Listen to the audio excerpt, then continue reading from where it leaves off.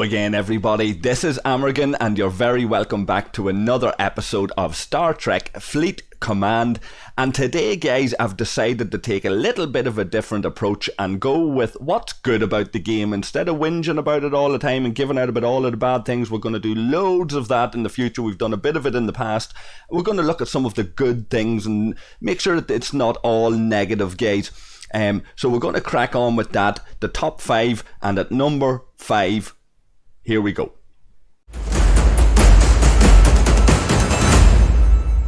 So guys, in at number 5 is our community manager, Panic. Now, this may be a controversial one, some of you guys may not agree with it, but I think it's fitting that Panic there ranks in the top 5 as one of the good things about Star Trek Fleet Command. Now, we'll mention Gala there as well, we'll give her a shout out, presumably holding the fort while Panic here is away on holidays. And if I'm honest, guys, I was holding off on doing this until he was away and out of the picture, and we can praise him a little bit while he's not around. Hopefully he can come back and he can see this. But what I want to focus on here, just to give an example of it, is his message to tell us that he's not going to be around for the week, and the sense of humour there, guys, where he says that he appreciates as many shits there as possible, and the community has responded and given him almost 1,000 shits there, and I'm sure it'll be 1,000 by the time he comes back, and lots of other responses. But the community has responded in a nice way to that, and my dealings with Panic has always been civil, and he seems like a gentleman, so I reckon he's a resource to this game. If we didn't have Panic and a guy with this kind of sense of humour, it would be much more difficult in an already difficult environment in dealing with the customer support and things like that.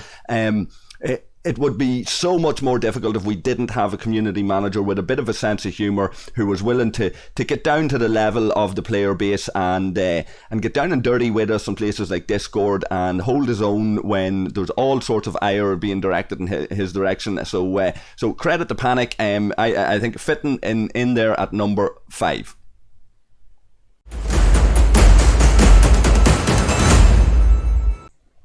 So in here, guys, at number 4, too many to mention. When I talked to a couple of people about this, some people were suggesting that certain specifics in the game were really good. So I've grouped them together and said recent changes are what's in at number 4 here. So those recent changes, by that I mean things like this thing in the center of your screen, the little information screen wouldn't have been there a while back, where the communication's coming out to us about what's happening. We're not relying on Discord or Reddit or any of these kind of places. In the game, we've now got the ability to check out what's going on. That's a definite positive. Other things there are things like the improvements to the dailies, the improvements to the rewards in the dailies and things like that.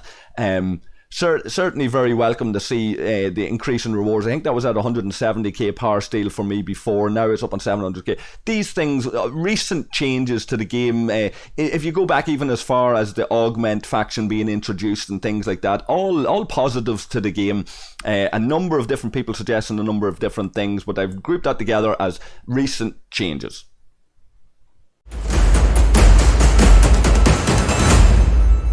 So guys, in at number 3 is one that perhaps not many would agree with. I like the idea of it, and that's the idea, guys, of the free chests, the 10-minute, 4-hour and 24-hour free chests that we've got here.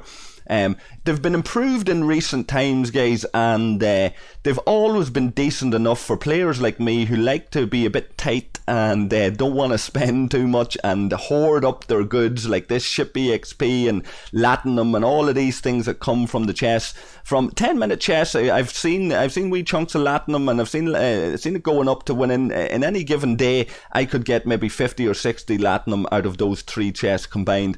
After a little while, that all adds up, guys. You can get thousands of Latinum out of this if you're enough of a hoarder while you're doing your grind and you just save it up. So I like the 10-minute free chest, I like the 4-hour free chest and all of that there. It's one of the positives for free to play in this game. We all know that more positives for free to play are badly needed, particularly in relation to closing the gap between pay to win and free to play. We don't want it to be an entirely pay to win experience. That will ruin it for some. We want there to be the challenge regardless of whatever level. But so little benefits to free to play like this. You can be sure the whales don't really care about them free chests. That's pennies to them, but to the free to play player, they matter.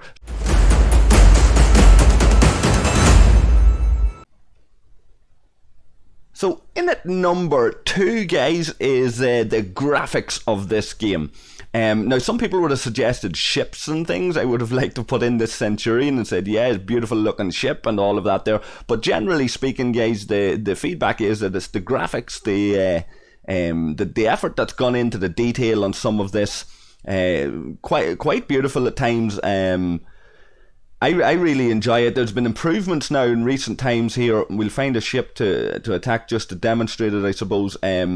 Is the new battle animation. Again, improving how the thing looks. So quite attractive there, guys. En route to do battle, and when it's in warp as well, it has a different animation, as you guys are fully aware.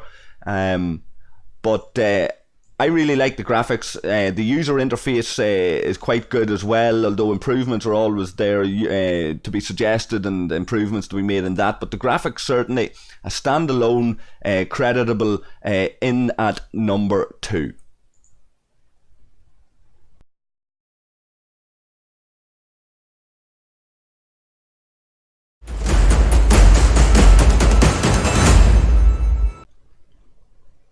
So in at number 1, guys, I've always said it, it's the community. What keeps you coming back to this game? What keeps me coming back to this game? It's the community. All of these Discords here that I've got, guys, not to mention other platforms, but Discord, we usually use that for communication.